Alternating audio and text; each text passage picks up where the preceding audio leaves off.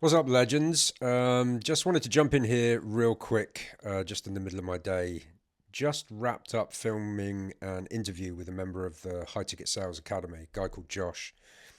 And I thought everybody would find that really interesting to watch because he was somebody who didn't know anything about the high ticket space. He'd never worked online before. In fact, he was a manager at McDonald's. And inside of 45 days, he landed his first offer. And 30 days after landing that offer, he broke a company record with the most closed sets from anybody in the company history. And the company's been running for 7 years. Very, very successful company. They do about $7 million a month. So super successful company. And he came in and inside of 30 days crushed. So I did an interview with Josh just to get his take on what life was like before, what he experienced coming into the academy. Um, and it's a great day today because we've also got three other members who have landed positions, and we are actively hiring for another four or five positions from inside of the High Ticket Sales Academy. So, without further ado, I will splice over to that video, and hopefully you enjoy it. Josh, how's Yeah, things? it's going good. How's it going? Good, mate. Yeah, good. Appreciate you taking some time out.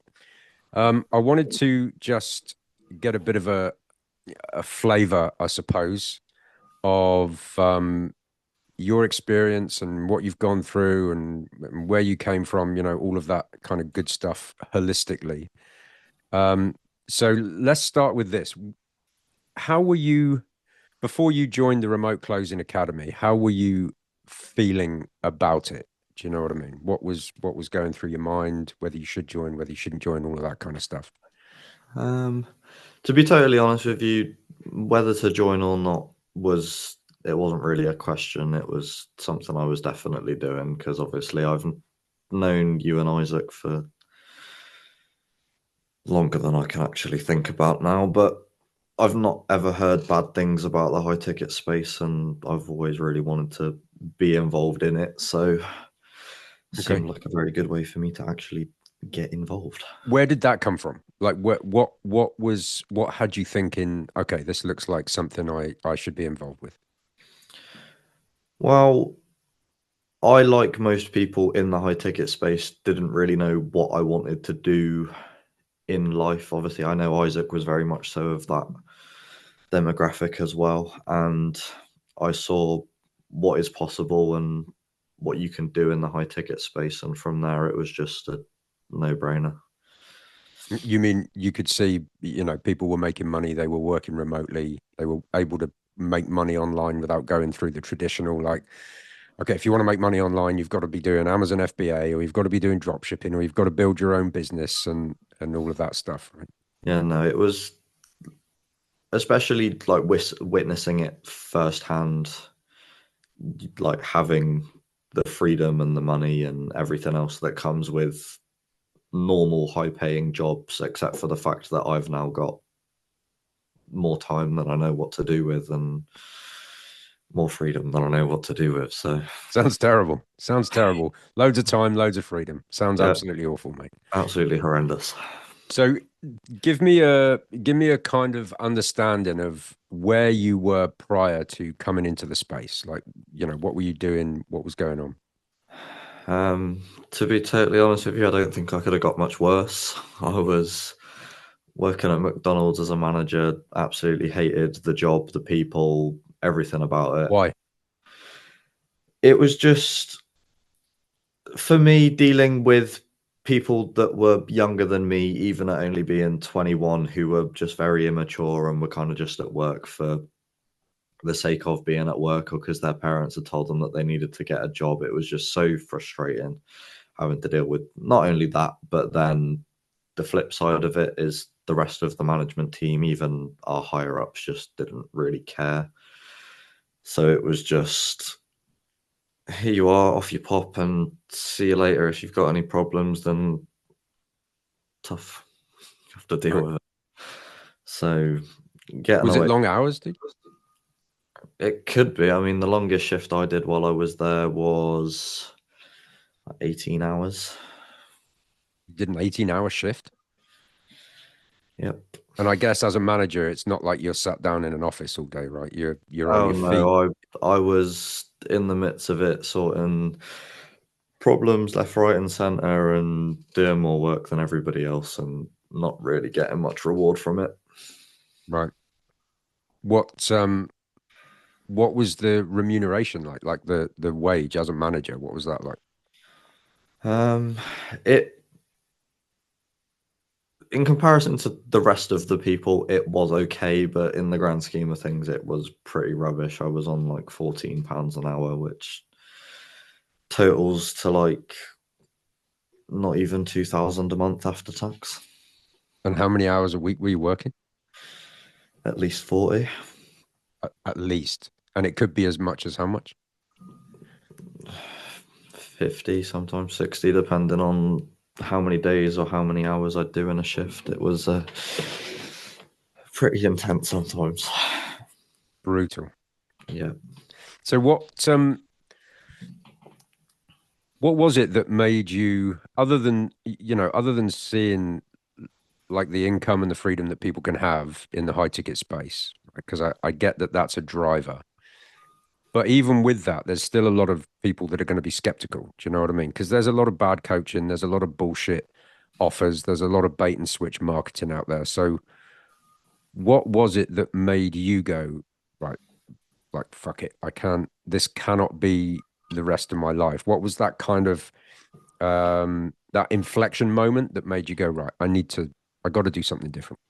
I mean, to be totally honest with you, I mean, not very many people admit this, especially being men, but I cried at work because I was that like overwhelmed and didn't have a clue what to do. And it was that point where I was like, you know what, I don't get paid enough for this, nor do I have to deal with this anymore. So you know what? See you later.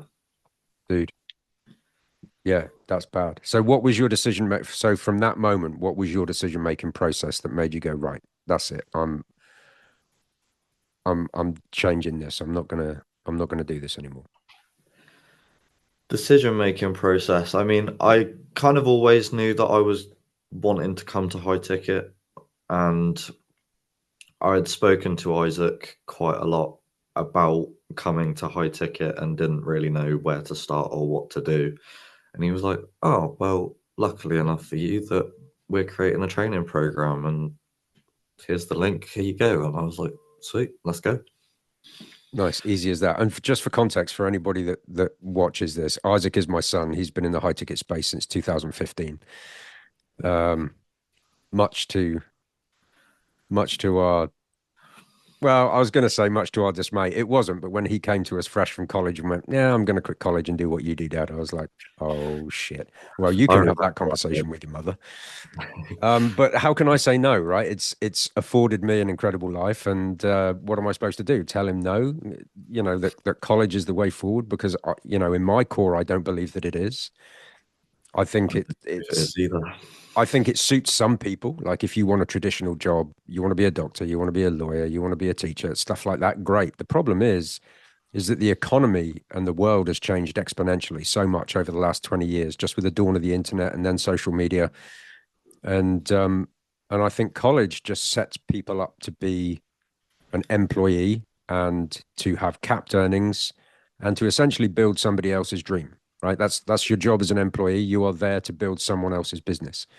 Whereas in the online world, yes, you're still working for another company, but you're self-employed inside of that company. You are an independent contractor, so you're constantly building your own thing. So what was I going to do? Tell him no? It's like I can't tell him no, can I? To be honest, I think that's kind of just a parent thing though, because I had that conversation with my dad when I was like, when I finally had enough, and I was like, you know what, this is where I'm going. And he was like, but what if it doesn't work? I was like, but that's not a possibility for me. It is going to work. I'm going to make sure it works. And now look at me.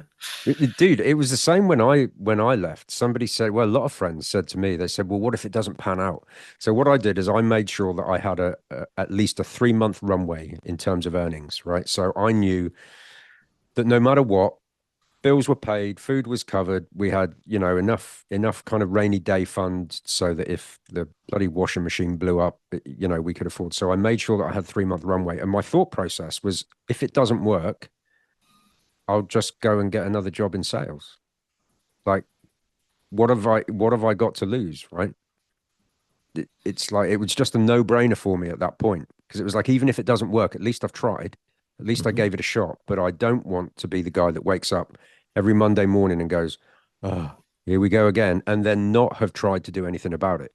Right. So my kind of worst case scenario was if it doesn't work, I'll just go and get another sales job, which means nothing will have changed. Only I will have had like a 3 month break, which Yeah. I was burnt out of shit and I could have done with at the time. So as it happens, I jumped. It worked famously, amazingly, and like you said, here we are.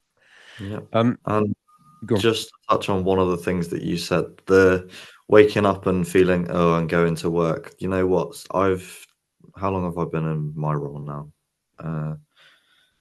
Exactly 2 months, actually, and not once have I woken up and gone, "Oh, I've got to go to work." I've enjoyed every single day and every single minute. It's That's crazy, dude. So tell me a bit more about that. Why the shift from waking up dreading going into Mackey's as a manager to waking up going, let's rock and roll. What is that like? Tell me what that's like for you, just to be able to wake up and enjoy what you do. I don't actually think I could describe what it's like because it's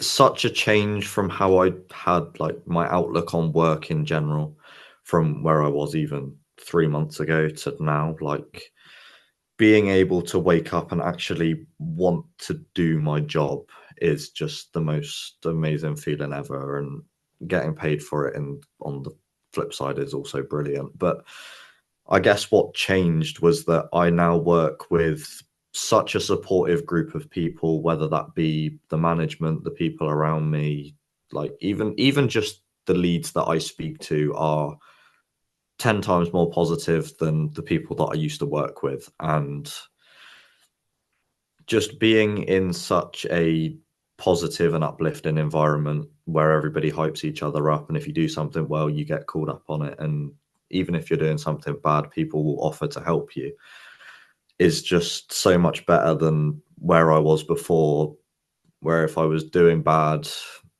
it was kind of just like suck it up and get on with it. And Figure it out. if I did something good, it was, oh well, do it again. It was just like it's such a shift in work environment, and it's made my outlook on going to work so much nicer. So obviously you know you came into the high ticket sales academy.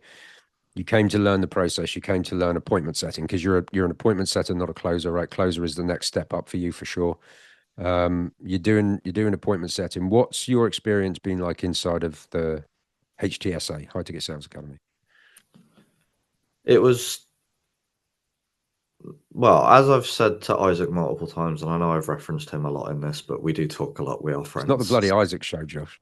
It's not, but we are friends and we do talk. But I said to him once I had got into my role, like, I am forever grateful for the both of you because coming into the High Ticket Sales Academy has quite literally changed my life in the sense that coming to the sessions and learning not only how to conduct myself on setting calls and in within the sales space, but also within life as well. Like the sessions that you and Josh have done on how to set yourself up for success outside of work and how to get all your practices in place and how to keep yourself switched on has also helped not only in a work sense but in a life sense. Like I now make sure I eat well, I make sure I drink lots of water, I make sure I go to the gym and go for a walk and just have everything outside of sales in place, but also now have the skills and all of the knowledge to actually do the sales part of my life. Yeah. So what is life like now on the other side of being a valued member of HTSA? What is talk us through what life is like for you? In what sense? As in how I Any feel or sense? what I do? Uh, a bit of both. Like, what does a typical day look like? What does a week look like? What is it? Not just what it's like in terms of the practical sense, but what it's like for you in terms of the emotional sense. Yeah. So, I mean, typical day, I will. wake up, have some breakfast, go to the gym, do my normal morning routine, which doesn't change, never will, never has. And then I will either do something with a couple of my friends, go out for a meal or go out for a walk or something if some of them are around. If not, I will get going with work and have some time at work and then maybe do something with my friends in the evening. I mean, they all still work pretty typical 9 to 5 or scheduled hours jobs, so I kind of have to wait for them to be free. But obviously, I don't really have a limitation on when I can work. So whenever they're free, I can be free, which is always nice. It means I have a lot more time with friends. But yeah, so other than that, it'll be working, sales teams meetings, coming to the high ticket sales academy meetings, working on my own skills, and then the end of the day, sign off, do my end of day report, and go for another walk or read or do something that isn't just staring at a screen all day, considering that is what I do for majority of my life. But thank God for blue light glasses. Yeah, too right. But so it sounds to me like you know, you mentioned it at the beginning of this interview. You said you've got freedom. And it sounds to me from what you've just described, like that would be a lot of people's dream, right? Is I can decide more or less when I work. Now, I'm guessing you can't take the piss, but to some extent you can control your own calendar. Within reason, yeah. Like it was my mate's 21st birthday over the weekend just gone. And he phoned me on Thursday saying, "We're going to Liverpool. Would you like to come?" And I was like, "I'm there." I closed my calendar off, didn't take any calls, went to Liverpool, had a good time, and came back and got back to it. That's crazy, dude. And Something. what would that scenario have been like if you were still managing Mackey's? Oh, it wouldn't have even I wouldn't have even had to think about not going because I wouldn't have been able to get the time off work. I probably wouldn't have even been able to afford it in the first place, to be honest. And I would have ended up probably being at work while they were all in Liverpool having fun. So it's like the Crazy. complete opposite end of the scale. Crazy, mate. Talk to me a little bit about that because we've mentioned a couple of times, you know, what the kind of earnings were like as a manager at Mackey's. And you know, you don't have to say if you're not comfortable, but what is financial life like on the other side of making the leap into HTSA and getting a role, you know, with a great company? What's that like for you now? I mean, I have no complaints. I mean, the first full month that I had, because I've joined like halfway through July, so that was kind of my ramp up period, as they'd say. Mhm. But my first full month, I actually broke a company record and did 15 closed deals in 1 month, which is the most anybody's ever done in their first full month in the company. That is Which, insane. And how long has the company been going? 7 years. So they've been going 7 years. You rock in and inside of 30 days, crush a company record. Yep.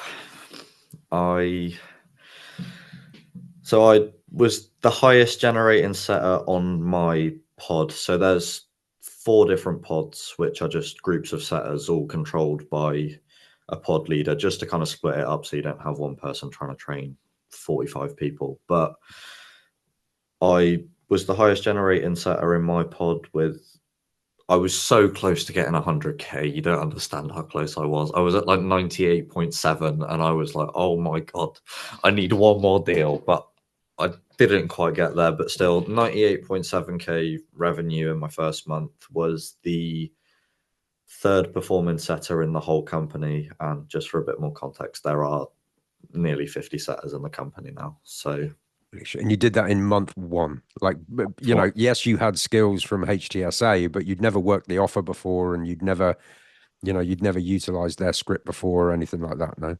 Nope. And then so yeah, first month was an absolute flyer, third in the company, and then even now in my second month, I'm in the top third setters for the company and have been for since the start of the month.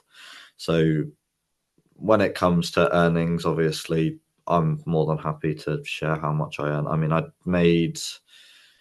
it was just over $4,000 in my first month, which obviously converting to pounds is still more than I was earning anywhere before. So I cannot complain. Not bad at all. And I'm guessing that that has a compounding effect, right? Because I was on a live yesterday and somebody asked me, what are the things you like most about the remote closing high ticket space? And I was listing some things, location freedom, time freedom, and then we got into a little bit of the financials and I was explaining that to him. And I said, you you build a compounding effect month on month. And he said, well, how is that possible? And I said, well, as a loose example, right? Let's say it's a 10K offer and somebody goes in on a two pay. That means you'll earn whatever your percentage is, of the 5 grand this month, but you also then bank 10% of the 5 grand for next month. Yep. The guy's mind was blown. He was like, dude, what? And I said, why? He was like, well, that just doesn't happen in my world. I completely forgot to ask him what field he was in, but he said that just doesn't happen. Like if somebody comes in, even if they've paid over the course of 2 months, they'll pay 10K. You only get paid on the five. You only get paid on what you collect. And I was like, That's right. crazy. So every single month you start again from zero. And he was like, yep. Well, Whereas in me, our world, every single month you're actually building more and more revenue so that month two, you might start on 2 grand in commission and then you can add on top of that. And then month three, you might be starting on 3, 4 grand in commission and then you're adding on top of that, right? yep. How's that? What's that like? You know what? That was not one of the things that I rubbed in my dad's face because I don't tend to, I don't tend to do that because he has been very good to me over the last couple of months. But he was like, "So you don't have a set bit like a set amount of money every month?" And I was like, "Well, yes, I do have a base salary that I get given every month, but that's not where my money's made." And I showed him like my commission tracker, and I showed him the money that I was going to start with this month, and he goes, "Oh my god, you've done that in like a whole month?" I was like, "No, that's what I'm starting with this month." And he was like, What was his reaction? he was gobsmacked. He was like, "You're now going to do a whole month with that as your starting point," and I was like, "Yep." Honestly, I've never been so smug in my life, Mate, the but old man's going to be trying to come into HDSA in a minute. He's going to be like, let me in. yeah. That's awesome. But no, That is awesome. it's brilliant. And what do you see like the long-term game plan for you? So I've thought about this a couple of times. So closing is definitely at the top of my list out of a couple of options that I do have because it just seems well, it doesn't really seem a lot different from what I'm doing now. Obviously, there's more objection handling and kind of learning how to use fancy reframes, which I don't really use in a set call, but that's definitely one option. But then another option that I have that I've already kind of not been put forward but been told that I would probably have a good shot at it is potentially going into some form of sales management and staying with the Nice. company that I'm with now because we've like I spoke with my pod leader about it and he was like by the end of this year our company's growing quick enough that we could potentially have another 2 or 3 pod leaders and he was like once it gets to that point like I see how willing you are to speak to people, how happy you are to help people out when you have the time. So I'm more than happy to put you forward for it. Just keep doing what you're doing and outperforming most people, and you'll I have no doubt that you'll get it. And Dude, that's awesome. So there's which is there's actual real world career progression oh yeah, in the industry and the business. yeah. No, even if it's not, even if it's setting, if it's closing, if it's management, if it's training, there's so many different roles within the high ticket space that you are almost spoilt for choice within reason. Yeah, for sure. But all of those roles, I'm guessing, as you move up, whether you go to closer, whether you go to manager, closer, then manager, whatever it looks like, all of those roles then come with, in most cases, a significant bump in earning potential, right? Oh yeah, and not to spill the beans of any of the pod leaders on my team, but just for like an example, I'm not. 100% sure how it works in terms of, I'm assuming they get some form of commission based on what their team earns. Yeah. But even if that's the case, every single pod leader in our team would have made like $15,000 minimum last month.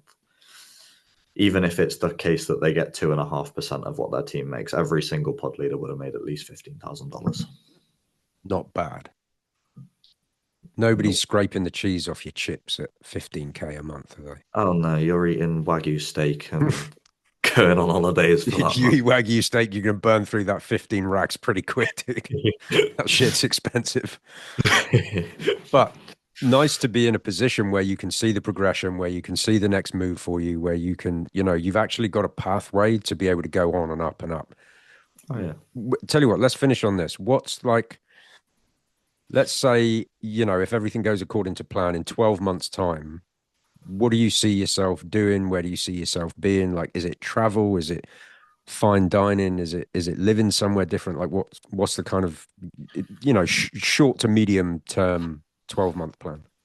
I mean, ideally in the next 12 months I won't be in the country. I plan on traveling to as many places as possible and hopefully doing it with a few of the boys as well, as we have spoken about it. And now that we are all in the high ticket space, it's very achievable. But no, 12 months I plan on being out of this country somewhere sunny and living life from the promised lands, as they'd say. But also while still being able to work while doing it. I mean, that's one of the good things about remote working. You can do it from anywhere. And if I did want to just pack my bags and go to Colombia for a month, then see you later. Nothing's stopping me.